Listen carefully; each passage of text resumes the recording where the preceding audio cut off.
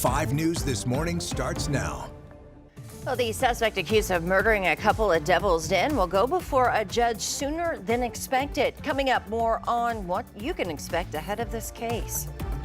In terms of high temperatures for today, pretty seasonal, highs in the low to mid 90s, but some warmth will be on the way soon. We'll talk about that here coming up. And a state law that would have put the 10 Commandments in every classroom has been blocked. 5 News reporter Jacob Luthi will be live in studio with more. First, a live look outside in Fayetteville. Beautiful sunrise this morning. Good morning to you. 6 a.m. on this Tuesday. A lot of people getting ready for that back to school starting next week. Some starting the end of this week. Yes. Friday, Cameron starts on Friday there in LaFleur County. I think starting school on a Friday sounds like a good idea. Yeah, because you get one day, you get to socialize. It's all fun and games, right? And then you got the whole weekend to kind of decompress. Monday means business. It's probably better for teachers too, because when you start beginning, middle of the week, it's kind of like that whole week.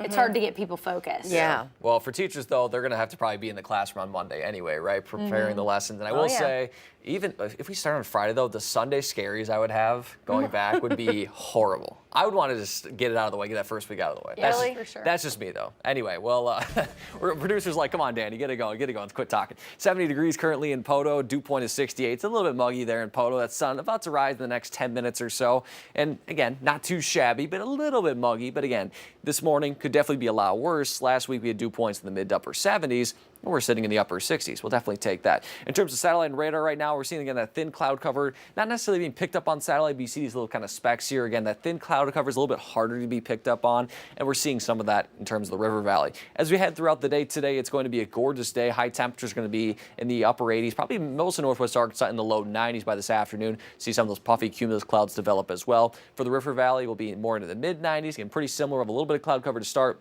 Sunny during the late morning, clouds build back in during the afternoon. And eventually we'll see those high temperatures slowly rise. So for northwest Arkansas, we'll be in the mid 90s and then drop down a little more to seasonal conditions next week. And for the river valley, the mid to upper 90s, but you notice a little bit of a decline to more seasonal conditions. We'll talk more specifically about the heat, as well as a little bit of a return to the humidity coming up in your full forecast. For now, we'll take a live look at traffic on this Tuesday morning. A live look along I-40 at exit 24 in the Mulberry area. Good morning to you there. Traffic moving smoothly so far on this Tuesday morning. Let's make sure to keep it that way. Again, we'll have the complete forecast for you coming up in just a little bit. Joe and Tiffany.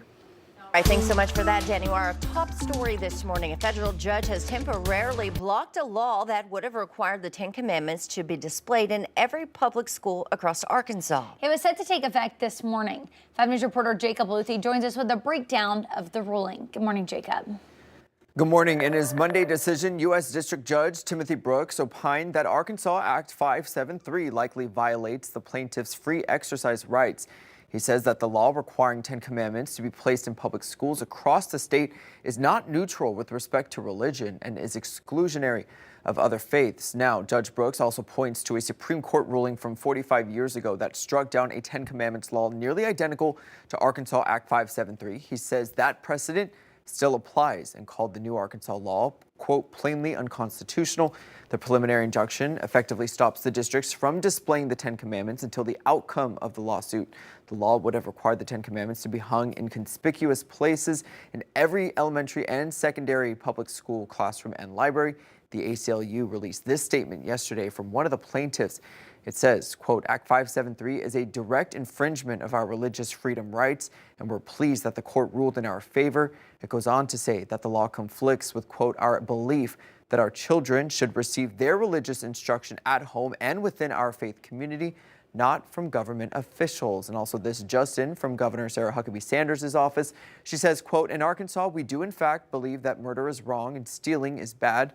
It is entirely appropriate to display the 10 Commandments, the basis of all Western law and morality, as a reminder to students, state employees, and every Arkansan who enters a government building. Now, this ruling comes after a group of Fayetteville parents filed suit claiming Act 573 violates the U.S. Constitution's First Amendment.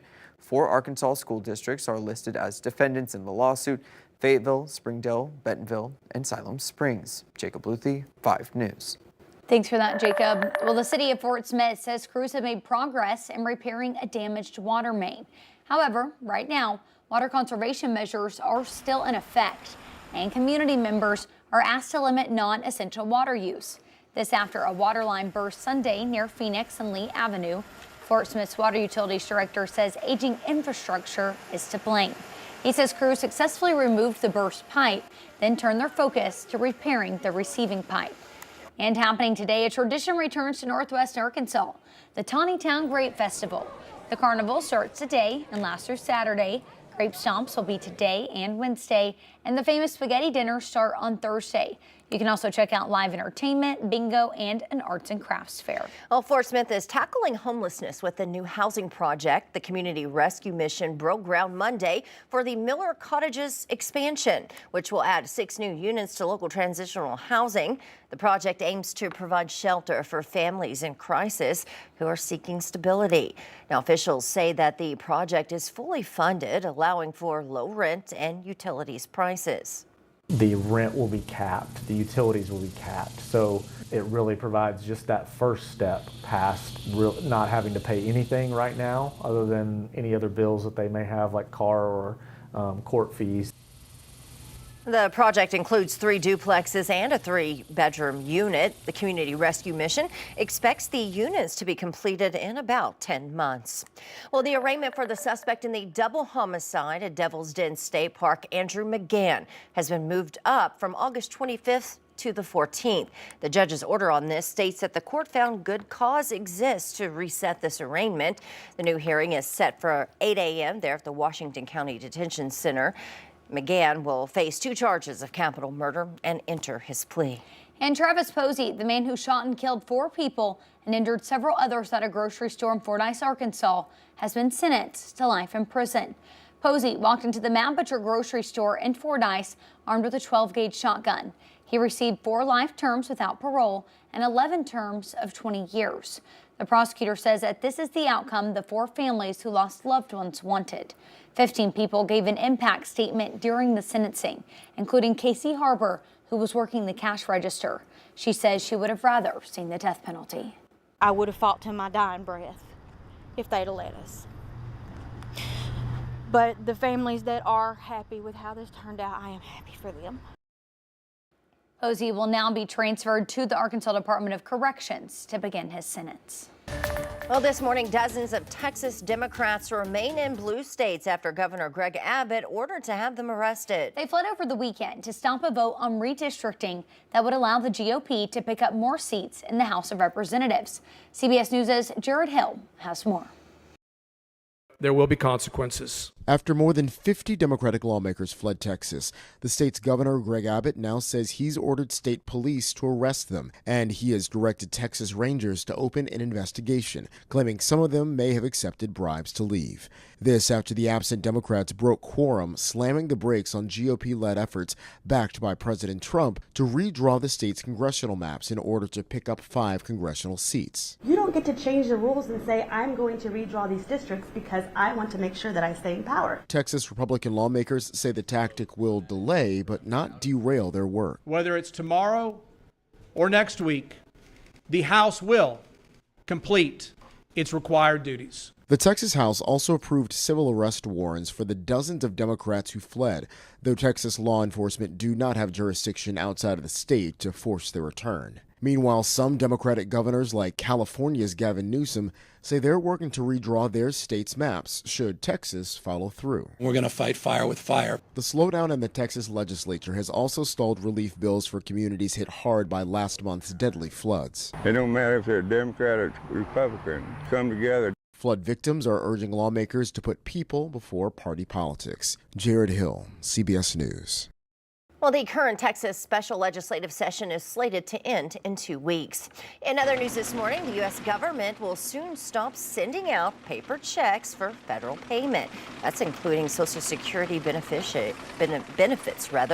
That can be either direct deposit or through a prepaid debit card. The change will go into effect September 30th. Some exceptions will be made, such as if you are 90 or older, have a mental impairment, or live in too remote of a location. Well, President Donald Trump is set to create an Olympics task force for the 2028 Summer Games in L.A. A White House official says that Trump will sign an executive order forming the group today. It will consist of members of the president's cabinet. The task force is expected to handle security and other issues related to the games. The L.A. Olympics are set to start on July 14th, 2028.